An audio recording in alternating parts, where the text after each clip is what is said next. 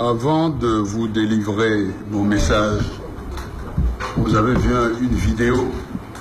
Je pense que c'est pas un acteur de Hollywood qui joue. Alors, ce qui a été dit est d'une exceptionnelle gravité, de mon point de vue. Parce que notre combat, le combat pour la renaissance du continent africain, ce combat, nous l'avons mené au prix de notre vie.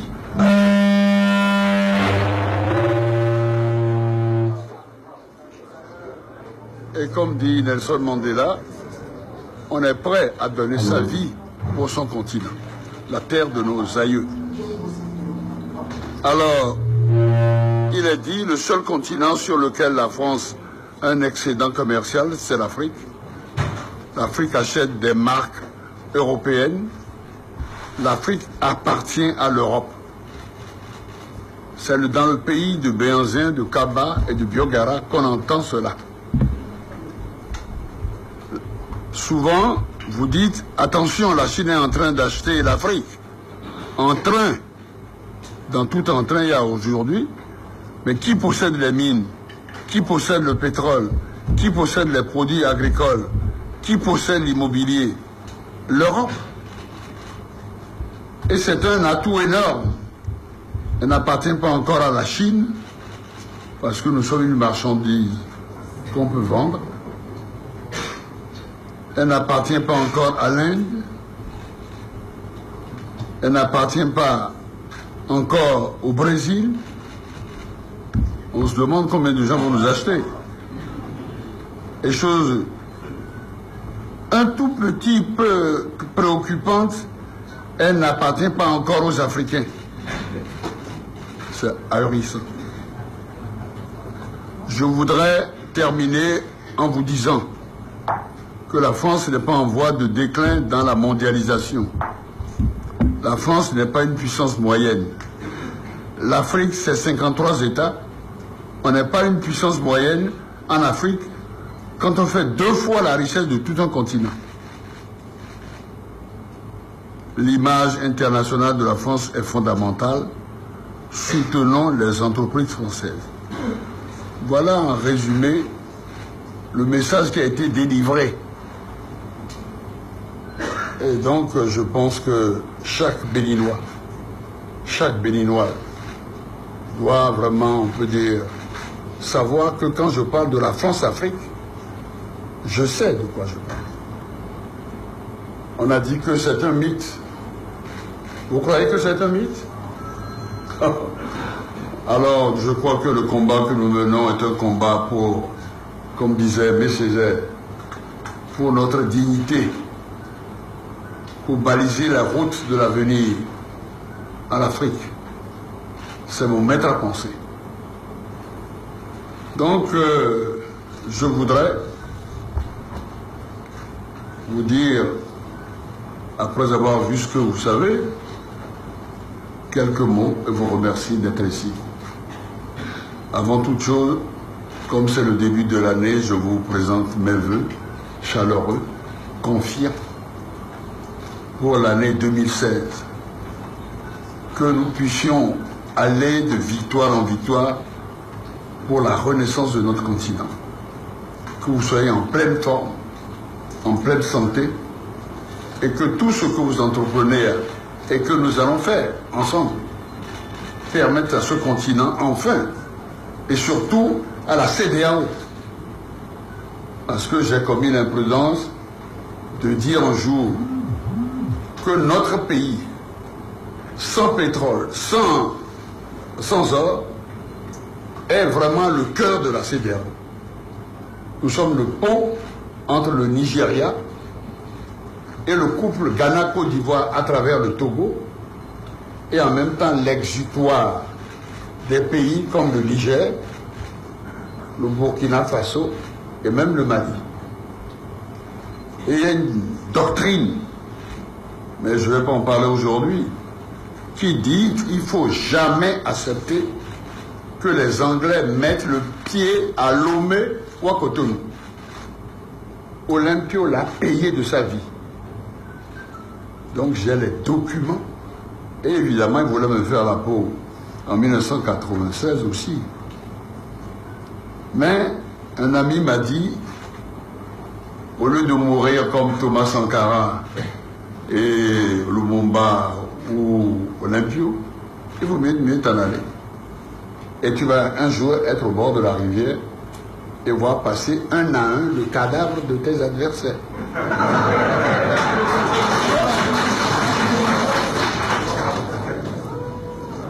Alors, bonne et heureuse année. Messieurs les professionnels des médias, merci d'avoir répondu si nombreux à notre invitation.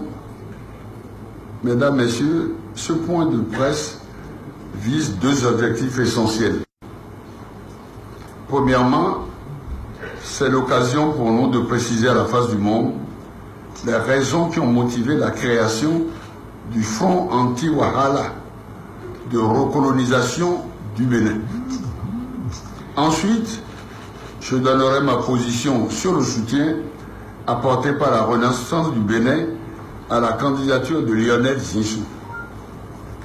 Chers amis journalistes, mesdames, messieurs, la corruption a été de tout temps le fléau qui a ravagé les pays pauvres, les pays africains en particulier, et conduit au sous-développement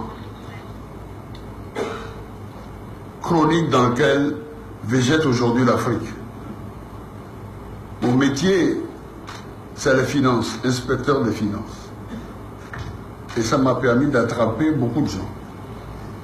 Et je sais que, bon, ça a permis de barrer la route à la fuite, à la fois des richesses de notre pays. Aujourd'hui, plus que jamais, après plus de 50 ans d'indépendance, les pays africains en général, et le Bénin en particulier, ont besoin de sursaut patriotique de ces enfants pour barrer la route au phénomène de la corruption. J'ai attrapé deux gros poissons. Le premier, je l'ai fait, mais je vous l'indique. Et le second, parce que quand les gens sont dans cette situation, ils sont vulnérables. Et le paysage traditionnel d'un pays, comment alors, est en train de changer. Chers journalistes, j'avais dit que l'heure est grave et qu'il fallait à tout prix éviter un cataclysme à notre pays, dissiper les inquiétudes légitimes et les angoisses de plus en plus grandes au sein de notre peuple. Car le paysage traditionnel politique a radicalement changé. Et avoir le niveau de tension entre les nouveaux acteurs et autres protagonistes des prochaines joutes électorales, sans oublier la menace avérée du terrorisme qui est à nos portes, nous devons agir pour que demain, nous condamnions les acteurs politiques et non politiques que nous sommes. Conscients des énormes enjeux politiques, sociaux, économiques et géographiques auxquels notre patrie et les autres pays de la CEDEAO sont confrontés. Vous l'avez entendu, l'Afrique est un continent très riche et naturellement il y a des convoitises. Eh bien, j'ai demandé qu'il y ait une large concertation appelée par de nombreuses personnalités, formations politiques, autorités religieuses, formations syndicales, organisations de la société civile, se rassemblent et débattent des questions de la nation. Et c'est fort de cela qu'avec d'autres personnalités béninoises, nous avons organisé le mardi 5 janvier 2016 à 10 h à la salle de conférence Missio allemande du Champ de Oiseaux, une rencontre de réflexion collective, d'échange, de partage et de dialogue fécond comme un signe d'espérance. On avait fait la conférence nationale. On s'est dit peut-être c'est l'occasion, on peut dire, de refonder la démocratie et le développement de notre pays. La finalité de cette initiative, qui intervenait donc à la veille de l'élection présidentielle du 28 février prochain, était d'amener les aspirants au fauteuil présidentiel à prendre devant tout le peuple béninois des engagements forts pour la lutte contre la corruption. Ces candidats doivent notamment apporter la preuve qu'ils ne sont pas la solde de puissance d'argent, la France-Afrique en tête, et qu'ils ne vont pas collaborer avec elle durant tout leur mandat. C'est la raison pour laquelle les invitations ont été envoyées à tous les acteurs politiques, candidats et leaders politiques, tous. J'ai envoyé ça même au président des grandes organisations de la patrie, de la nation. Certains m'ont dit, à cause de nos fonctions et du devoir de réserve, on ne vient pas. J'ai même essayé de joindre dans le chef de l'État, parce que c'est l'avenir de notre pays qui est en cause dans cette affaire. Et qu'est-ce qui s'est passé? Malheureusement, aucun des potentiels prétendants au fauteuil présidentiel, notamment Lionel Zichou, à qui j'ai fait porter une invitation. C'est pour ça que quand je lis Front Anti, je dis non, les gens ne sont pas honnêtes. Sébastien Diavon, Pascal Irénée Koupaki, Patrice Talon, Abdoulaye Biotadé, bon, etc., tout le monde. Eh bien, aucun d'eux ne s'est personnellement déplacé dans le champ d'oiseaux pour apporter sa contribution au projet de la constitution d'une feuille de route porteuse d'une gouvernance de qualité. Eh bien, cela montre de façon très claire qu'il se pose un véritable problème quant à l'engagement de toute la classe politique nationale en ce qui concerne la lutte contre la corruption. Eh bien, c'est aussi la preuve que des actions hardies et urgentes s'imposent pour sauver le Bénin. Le front anti-Ouahala de refus de la recolonisation du Bénin, né de ces échanges, se veut creuser pour lancer des élections présidentielles d'abord. La réflexion devra déboucher sur des actions concrètes pour ressortir des élections présidentielles du 28 février 2016, le nouveau président soit un patriote qui aime son pays, qui est capable de mourir pour lui. C'est la terre de nos ancêtres. Il n'est pas une marchandise qu'on vend. Parce que sinon, les Béansins se retourneraient dans leur tombe. Les Bioguéras se retourneraient dans leur tombe. Les Kabas se retourneraient dans leur tombe. Alors ça, ce combat, je dis que je suis prêt à le mener jusqu'à la fin de ma vie.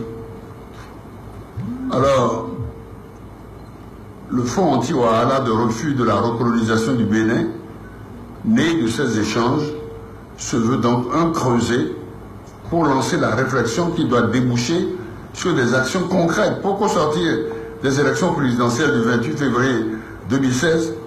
Le nouveau président, je le répète, soit un patriote, élu par les citoyens eux-mêmes, c'est ce qui a été mon cas, et naturellement, et non un homme à la solde des puissances d'argent, notamment de la France-Afrique. En effet, notre refus de cautionner un candidat soutenu par les puissances d'argent et la France-Afrique s'explique par le fait que ces réseaux ont toujours utilisé la corruption. C'est comme ça qu'on attache les chefs d'État et les autres.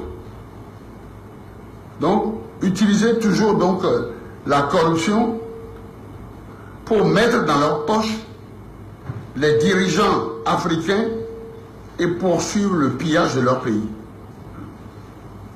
Les affaires Kovacs, oui, c'est moi qui l'ai fait. Du nom du français Louis Kovacs, qui a éclaté en 1972.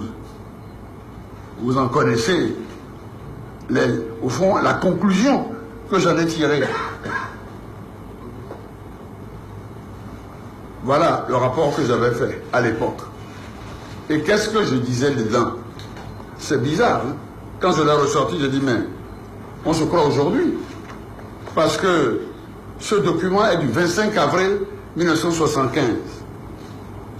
Et la France-Afrique avait mis à la tête de notre pays quelqu'un, en prenant la précaution de lui faire signer une lettre manuscrite et de voir le relevé des comptes par où l'argent est passé. Alors j'ai dit, bon, l'affaire Louis Kovacs est en résumé le plus bel exemple des ravages qu'exerce la corruption sur la vie économique, politique et administrative des pays du tiers-monde. Elle contribue non seulement à discréditer l'autorité, à l'affaiblir, mais facilite également sa manipulation par les forces extérieures. À partir de là, on peut faire de toi ce que tu veux. Il y a également, évidemment, maintenant, c'est toujours moi, j'ai demandé que le Fonds monétaire se penche sur une affaire scandaleuse. Le Fonds monétaire, c'est pas n'importe quoi. L'affaire ICC, c'est la plus vaste escroquerie financière de notre pays. Vous savez combien on a pris dans cette affaire-là?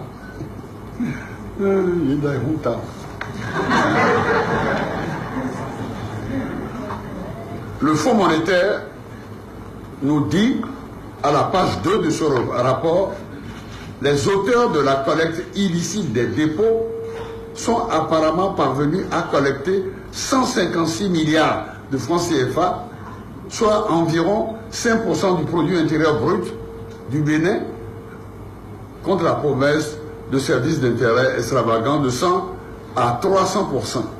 Et le Fonds monétaire dit, il s'agit d'une escroquerie majeure. Et celui qui a organisé ça, c'est un certain Guy Aklogan, qui avait par le passé initié une collecte frauduleuse de fonds en Côte d'Ivoire, lui il a fini par être chassé. Émile Tegbenou, etc. Quand on lit ça, on a honte.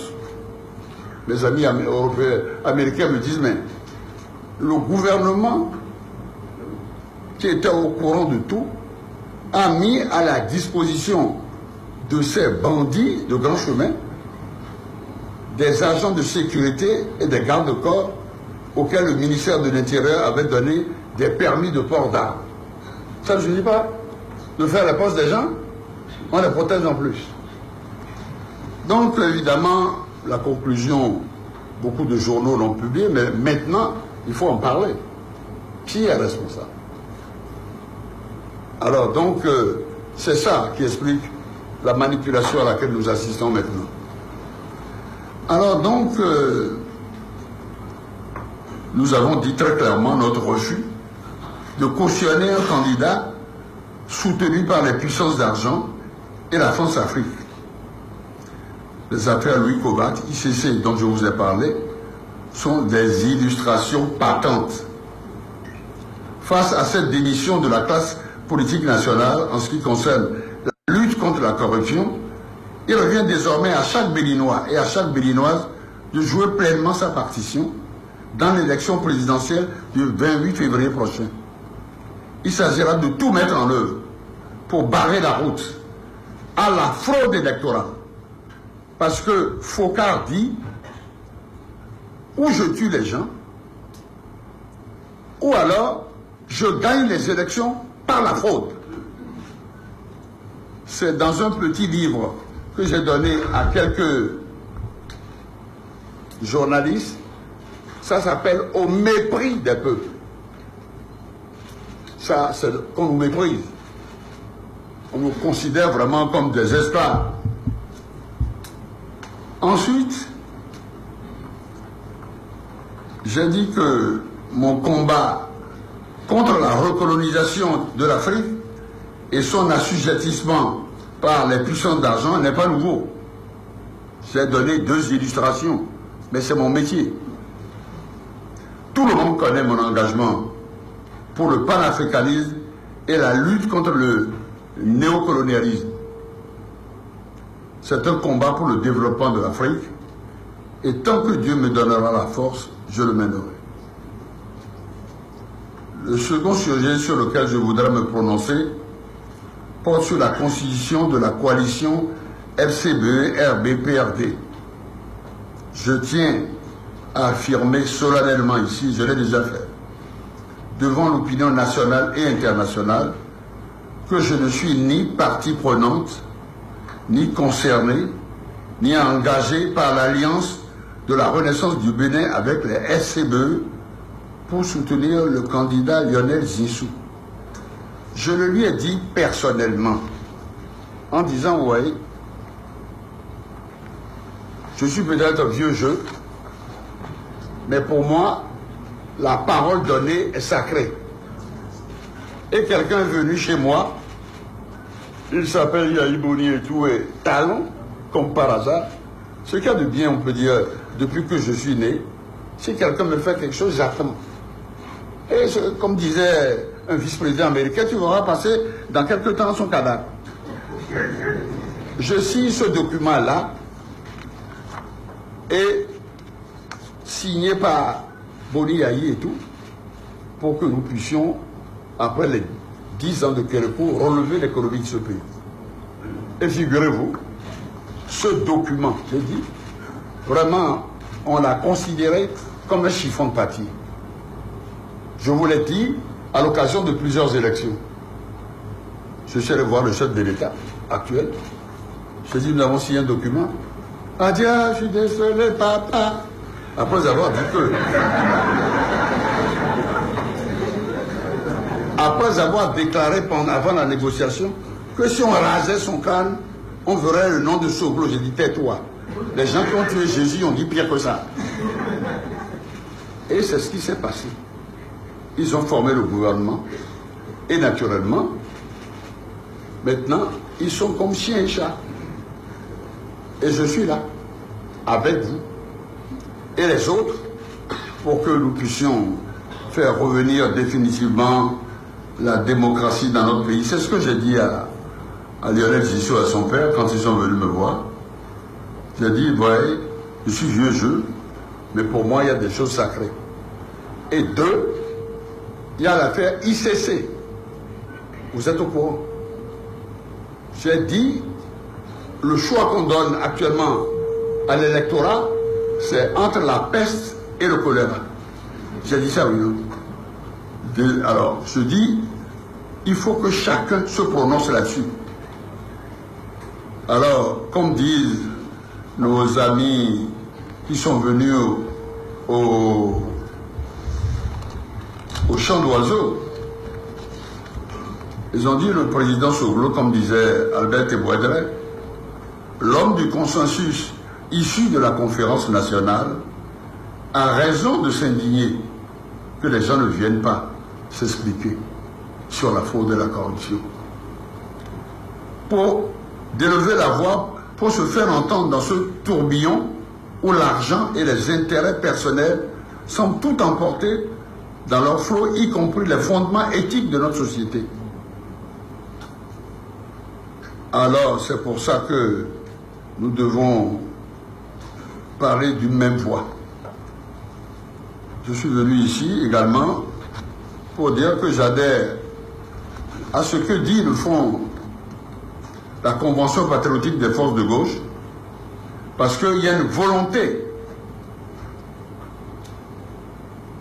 de coaliser, d'effacer et d'enterrer les crimes politiques et économiques.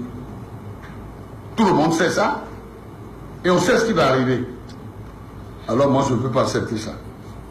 La classe politique, alors, nous avons raison de nous fâcher.